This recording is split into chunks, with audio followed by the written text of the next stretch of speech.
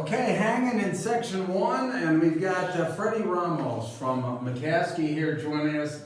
LL Hoops, Media Day, LNP. I tell you what, it is, as Andy said a little earlier, this is the car wash for coaches today. How you doing, Freddie? Great, doing really great. It's basketball season. Yeah, Right? yeah, right. It is basketball season. Talk a little bit about, what you've been doing this off season and, with your guys and, getting them mentally ready for this season. Yeah, it's been spending a lot of time together. Culture's been such a focal point for us this year. We had 11 seniors last year, so we knew coming into this year, only a few kids with experience. I think we didn't want to just focus on just the X and O's court side, so we've been doing some things off the court, really just working on our chemistry, and I think leadership, honestly, the most improved. That's probably what I've seen the most improvement in from us, and it's spilling over to the court. We had a scrimmage yesterday, kids are moving the ball, playing defense, talking, handling adversity well, so we're young. Lovely. What you just mentioned it, but I want to ask you, I guess specifically, what does building chemistry and finding leadership look like? What sort of activities are we doing? Like, how does that manifest itself? Yeah, I'll give you a really good example that just happened here in the last few days. So we always practice on Thanksgiving morning. We don't take a break. We take off Christmas Day and Sundays. That's it. So we're in Thanksgiving morning. We get a 2-hour practice in. Come back Friday. We always, part of our tradition is, we hit at least 150. So we do at least 150 sprints and work all the stuffing and turkey and gravy out of our systems, right? And so that takes some time. But we're done practice at 11. We're meeting in the lobby, and the captains pull me aside and say, "Hey, coach, we want another practice tonight." And I'm like, "What?" And so they literally, I said, "All right, so how's this?" I said, "I need to know who's coming. I need to know who wants to come." And we had 15 kids that came in. I was just about the whole varsity group was in and came back later on for a second 2-hour practice. So that's what leadership looks like. Like, I've never had a team just come up to, coach and say, "Hey, I want another one of these." I think the only thing that didn't feel good about that was my wife, because I was really out of the mix the rest of the day. But Yeah, you had plans, but obviously the team didn't, right? I mean, that's crazy. yeah,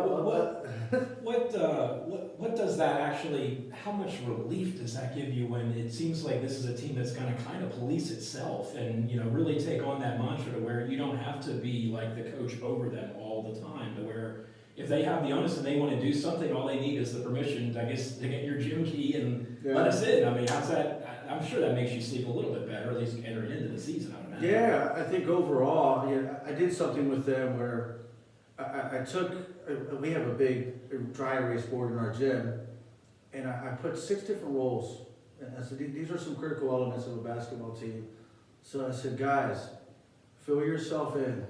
And you can't have more than 2 in one category. And it was like shooter, defensive-minded kid. It was the hype man, there was all these, your rebounder. So we had these roles, but like seeing them come back and fill them out, I had one switch I would have done on mine when I drew it up. But I mean, just think about that.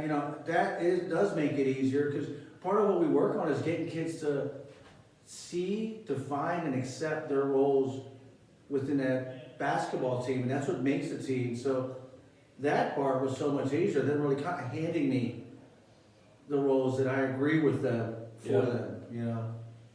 Yeah, no, and for this team, obviously, it's a young team, but it sure sounds like they're building chemistry. I mean, and that's usually the thing that a coach really can't put his finger on is, when is this group really going to gel together, right? Yeah. No, absolutely. They are. They're, weight room. So we scheduled to start in 2 weeks, and one of our few seniors, again this week, says, "When's weight room starting?" So, some of the guys were talking. So this is all new, but honestly, that's the result of months of focus, of conversations, of coaching, of one-on-one conversations, just spending time together on, we pride ourselves on, part of our motto for basketball is one tornado, one family, and like that last part, how much are we really doing it? It's so easy to say, but if you don't say it, what are others going to say around us? So they're really writing their own story around family. Talk to me about, and we were talking before we went live here, about having the onus to open the season and have a 4-team tournament. I mean, I'm sure that is going to, not that McCaskey fans need any extra juice for the start of the season, but I would imagine getting teams in like Warwick and, by the way, Coatesville, are going to help, really ratchet up the attention and the excitement. I mean, just tell me about how that kind of came about and how excited you are to get everyone into McCaskey the first week of the season. Yeah. So, really cool thing. John Allen out at Coatesville and I last year got to talk, and I think we've both felt a rivalry within our programs that, we had it when I first started at McCaskey, and honestly, our programs lost contact with each other. So I think on John's end, he had a great senior year, and at his end, he says, my only loss that year was to McCaskey. So I think, so what we did is we said, so let's have a home and away tournament. We did it over in my kid, it was his first year. Last year we did that. We went over there, played in that tournament, and then now it's at McCaskey. So we'll always have this every year, home and away. Last time Coatesville came to play against us, they did have Jameer Brickus on that team. That was our last sellout game. So that's a great way for us to start our season for both of our programs.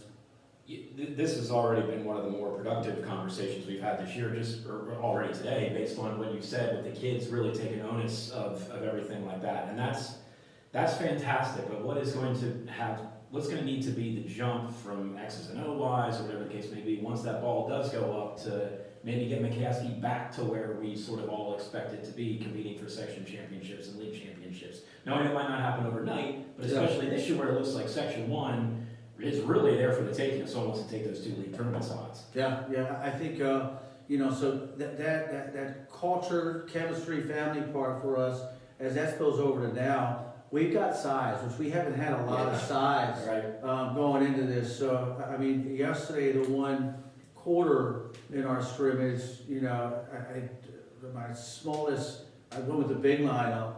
And other than my guard, our guards are pretty consistent, but the next floor was, I think, 6'3" was our shortest, 6'3" to 6'5". So that's a difference now we have and what I mean by that is rebounding is such a big part of the game. We focus so much on it, and having some guys who, it's just a little bit easier just because, they're there, instilling those fundamentals around rebounding around it.